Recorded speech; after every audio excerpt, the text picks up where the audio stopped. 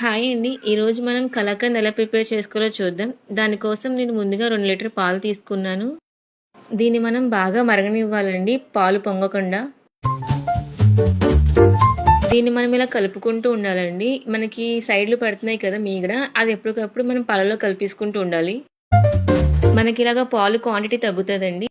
అలా తగ్గి కొద్దిగా థిక్‌గా అయ్యి కలర్ చేంజ్ అవుతది మనకి పాలు. చూడండి పాలు ఇక్కడ మనకి థిక్‌గా కలర్ చేంజ్ అయింది కదా! ఇప్పుడు మనం దీంట్లో షుగర్ వేసుకుందాం.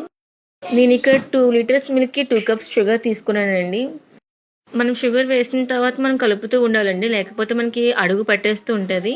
ఈ ప్రాసెస్ అంతా కూడా మనం హై ఫ్లేమ్‌లో చేసుకుంటున్నాము. మనం పాలని ఎప్పుడు కూడా కలుపుతూనే ఉండాలి.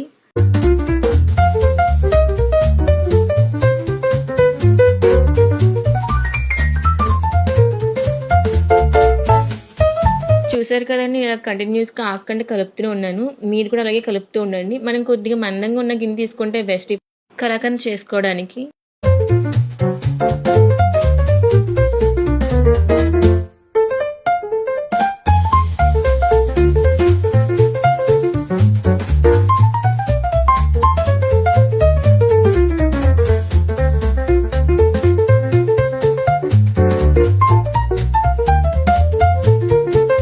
చూడండి ఇలా మనకి లైట్ గోధుమ రంగు వచ్చి ప్యాన్ నుంచి సెపరేట్ అవుతది. అప్పుడు మనం ఇంకా స్టవ్ ఆఫ్ చేసేసుకోవచ్చు.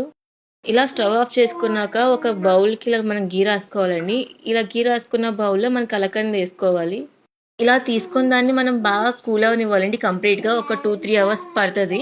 ఈలోపు మనం అసలు దాన్ని ముట్టుకోకూడదు. అంతేనండి. ఇలా ఒక 3 అవర్స్ తర్వాత మీకు నచ్చిన షేప్‌లో కట్ చేసుకొని ఎంజాయ్ చేయడమే. మన కలాకండ్ రెడీ.